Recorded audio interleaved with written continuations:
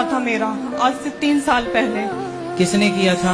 मुझे नहीं पता क्या था क्या नहीं था, क्योंकि पहले मैं बहुत वैसी थी, मतलब अच्छी लगती थी, सारी चीजें थी, घर में रहती थी, पढ़ाई करती थी। मुझे नहीं पता कौन था कौन नहीं था। 3 साल पहले? 3 साल पहले। आप कितने वर्ष की थी उस समय? 17 साल की। 17 साल की। और तो कौन लोग थे? एक था या 2 थे? 3 लोग। 3 लोग थे। तो आपने पहचाना नहीं? नहीं, मैं घर से स्कूल ही जा रही थी, उस टाइम पे मेरे सर पे डंडा मारा और उसी मंदिर में मेरा रेप किया। डंडा मारा तब आप बेहोश हो गई? वो हो गई, मेरा पूरा सिर फट गया था पीछे से, तो मैं बेहोश हो गई। और मेरे घर वालों ने मुझसे ये कहा कि तू किसी और के साथ भाग गई थी, और उस चीज का दर्द मैं आज भी झेलती आ रही हूँ। नाबालिग में मेरी शादी कर दी गई उसी 17 साल में। शादी हो गई आपकी? हाँ, एक ऐसे लड़के के साथ जो कि मैं 17 साल की और वो 31 साल का था। तो अब कहाँ है वो जिससे शादी हुई थी?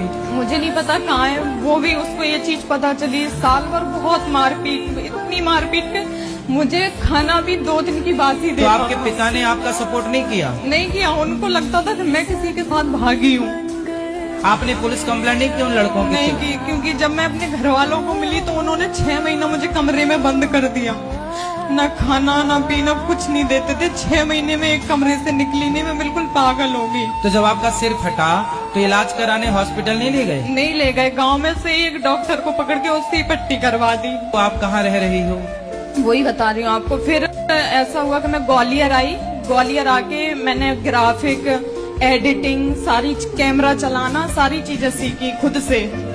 जॉब भी करती थी और सीखती भी थी। ठीक है। इससे मुझे अच्छा काम भी मिलता रहा, पॉलिटिकल काम मिलता रहा, वो मैं करती रही।